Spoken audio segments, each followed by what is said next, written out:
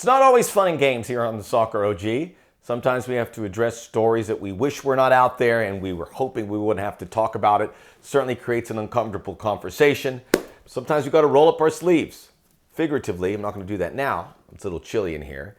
Sometimes we've got to roll up our sleeves and talk about important, unsavory things, as we did on Monday, as the independent investigation commissioned by U.S. Soccer directed at Claudio and Danielle Reyna for their displeasure on how U.S. Soccer was handling their son leading up to the 2022 World Cup and during.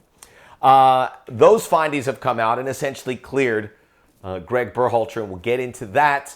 And this is a subject that I want to separate the subject matter. There's several things at play here. The findings, which we will focus here and point blame to exactly who deserves it.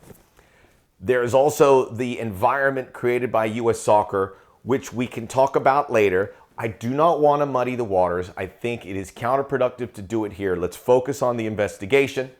You have U.S. Soccer. We also have to talk about Gregg Berhalter, which we'll talk a little bit here because he is connected.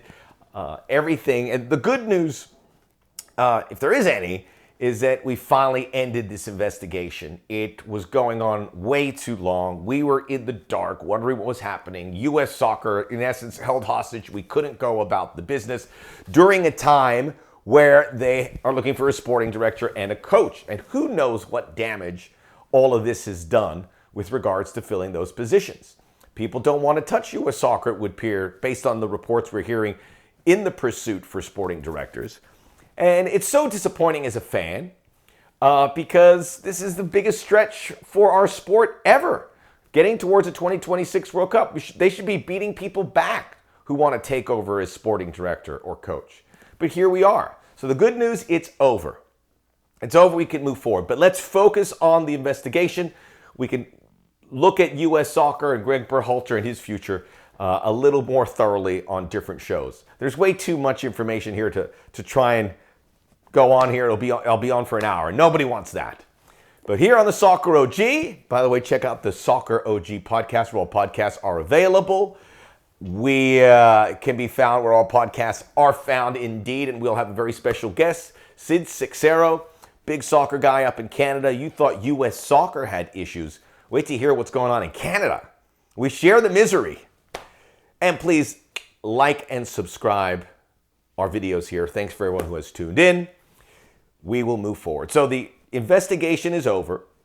We'll get into some of those details about what happened.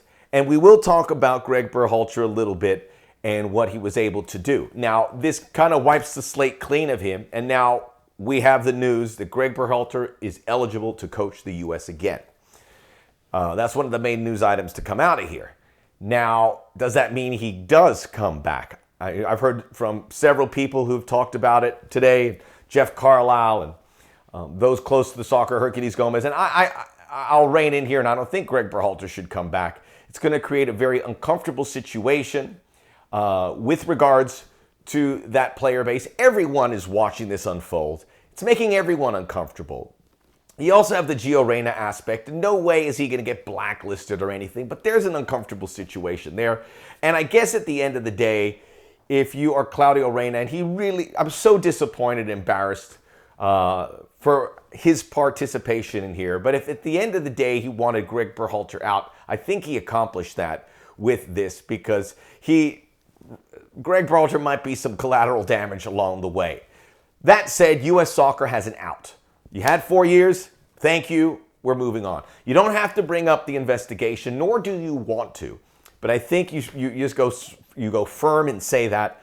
I would like to think Gregg Berhalter would understand and would want to move on as well. Hopefully he has a future coaching in Europe, certainly in Major League Soccer. This is a black mark, but many coaches have dealt with these things and moved forward in every sport. So that should include Gregg Berhalter, who, he's gone through a lot here too. And they have corroborated what the Berhalter said about the incident in 1992, which is what Danielle Reyna, who spoke a couple times with this investigation, Claudio Reyna refused through his attorney, but they wanted to disclose the incident with regards to Gregg Berhalter in 1992 outside of a bar when they were at college in the University of North Carolina, where there was an exchange, and you can read the report there. It's not too bad. It's a lot of contextual information that you probably know, and you can read the meat and potatoes of it. But they break down that incident where Rosalind Berhalter, I mean, this really sucks that we have to talk about this, you know? It really is. We just got to move forward from this, but we'll do it after this video. Hit Gregg Berhalter in the face. Gregg Berhalter then pushed her to the ground, kicked her twice, was tackled by a passerby. It's just awful, grotesque stuff that Gregg Berhalter did in 1992. And he has dealt with it. And the findings of the investigation show that he's done all of this. Many people that wanted to stay out of it, keep it a family affair. They've been married and they have a family. And Gregg Berhalter did therapy and all these things. He did all the right things based on the report. It doesn't excuse from what happened. But we've got to focus on this, investigation and look closer as to where we direct our displeasure. And it is 100% on the Reynas. Really some awful quotes in here.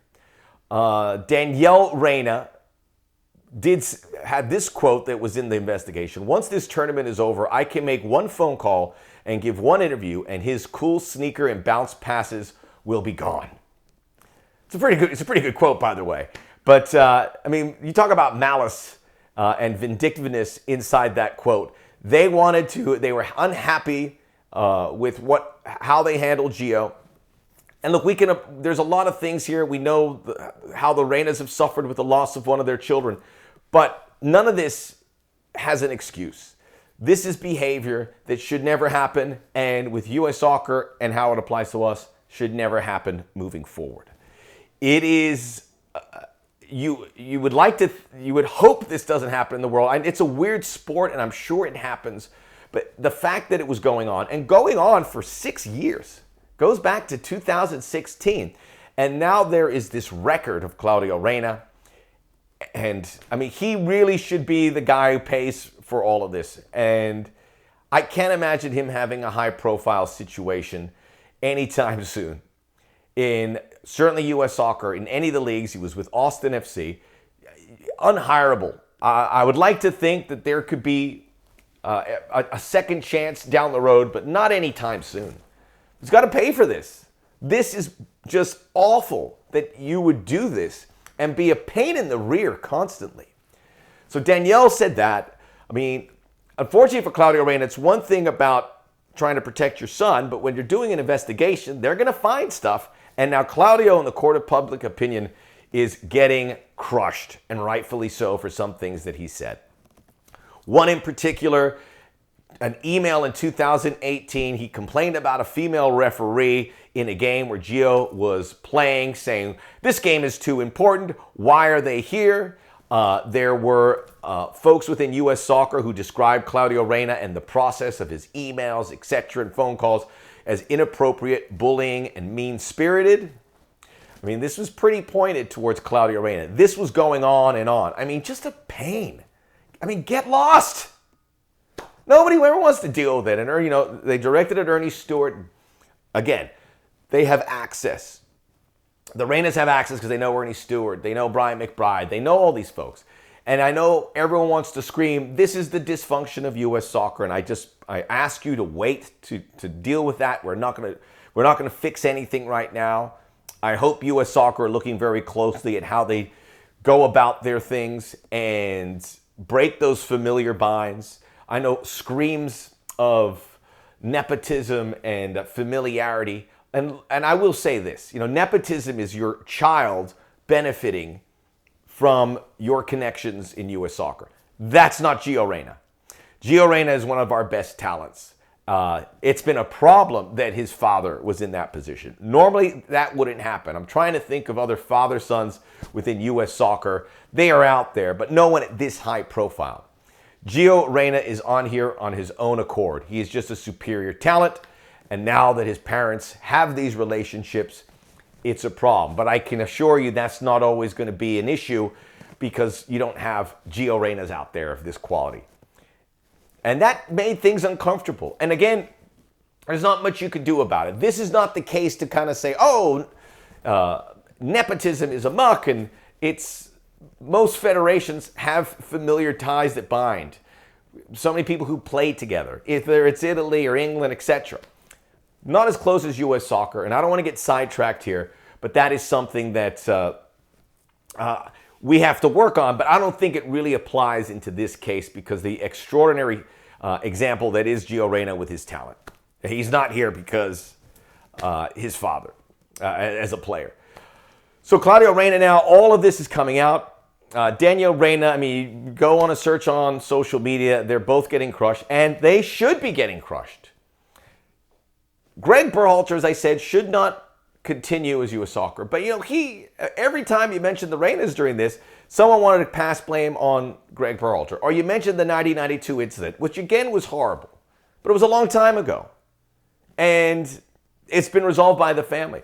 We got to separate those two. This is an investigation against the Reynas, who did themselves a lot of harm, who did their son a lot of harm, and complicated things when we needed clarity. We didn't need any problems in 2022 World Cup. We don't need problems heading towards 2026. It's going to undercut us and undermine us. And I hope people are paying attention, so I ain't going to do what that did. I know this was a unique circumstance as I've told you some of the things that happened. And Claudio Reyna, I don't know what got into him. Is he drunk with power, or as he felt like he had leverage, or he had an axe to grind? No one can duplicate what he was doing. Everyone was unhappy with him. Quote from Gregg Berhalter, who did cooperate with the investigation, speaking about the 2022 World Cup. There were 150 people in friends and family program through the year at the World Cup. We're all having a great time except for 5 people who were absolutely miserable. And I believe that. You're like, oh, this misery. And we saw it etched on Gio's face there. I know people are asking, will this affect Gio's national team prospects? And I go, absolutely not. But it's going to burden him. He's in the middle of it. He's a kid, and he's like, every time now you're like, ugh. It'll get better. We don't want things to get better between now and 2026. They should already be better. And we're not. But if Gregg Berhalter is back, it's going to be uncomfortable, at least for a little bit. But I think that is a small part why Gregg Berhalter doesn't come back. You're not thinking about Gio Reyna. You don't think about one person in U.S. Soccer. You think about everyone. You have to make sure everyone's pleased, but you don't make a decision based on one. But I think it's in the back of their brains as to why you move on for here. It's just a clean slate, move forward, and see where we go next. But again, this is over. If you want to read that report, you certainly can. The family did wrong. Everyone was unhappy with the Reynas. And some things that you read and you're like, that's terrible. Just terrible. And the Reynas will have to deal with it. This is on them. This investigation was done for them. Gregg Berhalter, for now, cleared for this situation. Now he can move forward. He should have used better judgment with regards to that symposium, and he shouldn't have spoken out clearly. But that is not the grounds for an investigation. That is just poor judgment. But it scorned a parent, and he came back harder than ever. And again, U.S. Soccer, if there's one thing I'll talk about them ahead of this, they got to get that separation. And the Ernie Stewarts of the world, who's not there anymore, is not fielding phone calls from somebody that they've known for 20 years. But this was a unique circumstance because it was crazy. It was crazy. And you're dealing with a supreme talent in Gio Reyna. Again, we move forward. We move forward, and we'll continue to address all this on the Soccer OG. Hopefully, we'll be talking about a new sporting director, but as it sounds right now, these candidates are fleeing. They're like, I don't want any part of that. Not to mention that the sporting director was there, got out of Dodge as well in Ernie Stewart. Everyone cleared house. Everyone. Gives you a great opportunity if you're U.S. Soccer, but it's going to be a tough job, and maybe they're not going to get their first or their second candidate as a sporting director. And I hope there's a very quick message here to Gregg Berhalter and U.S. Soccer that they're going their separate ways. I was hoping that that would have been made here, possibly saying, Gregg, nothing. It's been concluded. I mean, there's frustration from the parents there, Gio and Danielle Reyna, but he is cleared of any further blame. But we also like to announce that he is free to go and pursue a coaching job elsewhere. I thought this was a good time to do it. Maybe, actually, I'm breaking one of my own rules. Separate it. You're right. Separate it, and maybe it comes tomorrow or next week, but it should come soon. The Soccer OG. Check out the Soccer OG podcast where all podcasts are available. Like and subscribe us here, and we'll have a happier discussion next time, I promise you.